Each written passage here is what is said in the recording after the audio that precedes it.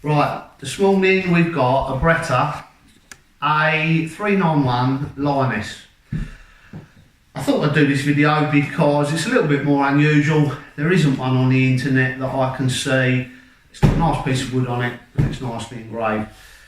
Let's take it a little bit slower, Paul, and try and tell everybody, instead of doing half conversations, let's try and tell everybody about this gun. This is a limited edition semi-automatic released by Beretta in about the year 2000. It's got several features on it which are specific to this gun, one being the box itself. Beretta have not used this box for anything else, it's purely for this gun. It's just a plastic ABS box, but it is specific for the gun. I will bring the box over there and just show people. Can you see where that says? Yep, got that, yep. Lioness. Yeah. So I'll open it up. Now, this is on Beretta's 390 action. It wasn't the most successful of Beretta's actions. They made 301s, 302s, 303s, and if you look very carefully you can find a 304 Beretta. This one being the 390, I think they made it for about 2 or 3 years before they went on to the 391, the Eureka 2. Let's just talk about this one being the 390 Lioness. So Beretta released this gun 2000-ish.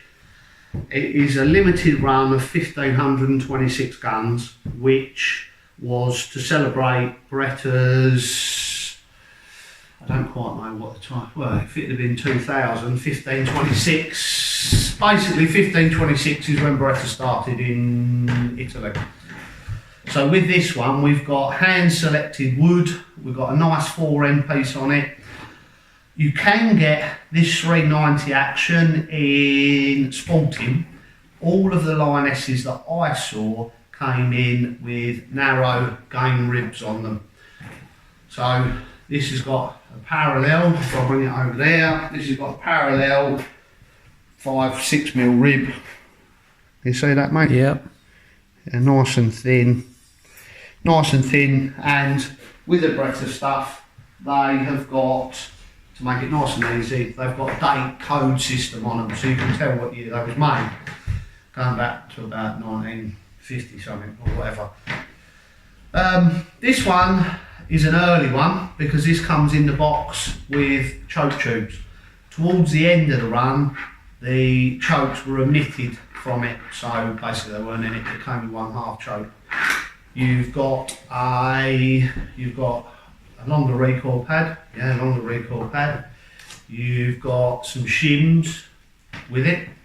You've got a pistol grip cap, a metal one, if you want to put a metal pistol grip cap on it. But basically, this gun was released with very, very nice wood and hand engraving from the factory. Can you see that one, Paul? Yep. Has it got the glare? Yeah, let's move the camera around on the camera. Oh yeah, there we go. Has that got it? Yeah. So, a very, very nice piece of walnut. Nice. This is dried out, because luckily enough for this gun, this has spent a lot of its life in its original box. Got a nice piece of wood on the fore end here. Nice piece of wood on the fore end, which is unusual. Can you see that? Yeah, I've got all that in there, yeah. Some of them, Paul, came with beautiful wood on the stock and a little bit plainer on the fore end. One of the things I will show people is, can you, Paul, see this slight mark on the action here where it's starting to go silver? Let's roll it over. Yeah, I think is that just picking it up, I think. Well, what you'll see is the receiver itself, which is black. Yeah, I see, yeah. And just in there, if I roll it that way, there is a little mark. Yeah, you can't really see it, but yeah, not quite if you look on this, if you look on these, it'll give you a bit of an idea of how much wear the gun's had. So we've got beautiful engraving on the side of it, picked out in gold. And this is number 583, is that? That's it. Of 1,526 guns made worldwide. Just to show people, Paul, and this again is quite nice. This one has got a jewelled machine turned, engine turning from the factory, which is just a little bit, just something extra to do really. Yeah. These guns were quite common, 2000, 2001, 2002, and there is a few of them left, was all of them left really, but a lot of them are sitting in people's gun cabinets to be brought out in the future. So it's just a little video, Paul. We are getting to some more, and I will show you one thing. The reason that this gun wasn't as popular as some of the others in the Beretta range, this was the first time. There's me dropping the forend. Like I said, be careful with the forend. This piece here is to keep pressure on the forend nut basically, so the forend nut doesn't come undone. I've not seen it come undone, but it may well do. This little spring wasn't on the 303s, 301s, 302s, and it did get put in the wrong place from time to time. Beretta quickly moved away from this to the 390 design, where they put the spring on the end of the barrel cap there, piston cap, whatever you want to call it. One more thing I'll show you, Paul. What you're hoping to get, you've got all your instruction books there. This is what you need to get. This is a certificate from Beretta. Now, unfortunately, I don't speak Italian, so I've never read what it said. Can you see that? Is that focused in? Yeah, we've got that in there, yep. So this is a certificate from the Beretta factory, certificate of authentication, I would assume that says, to say that this was number 583 of 1,526 guns produced, AL390 Lioness. I just thought I'd do the video, Yeah. Paul. It's got everything that it would have been brand new then. There's nothing missing. Nothing missing from that.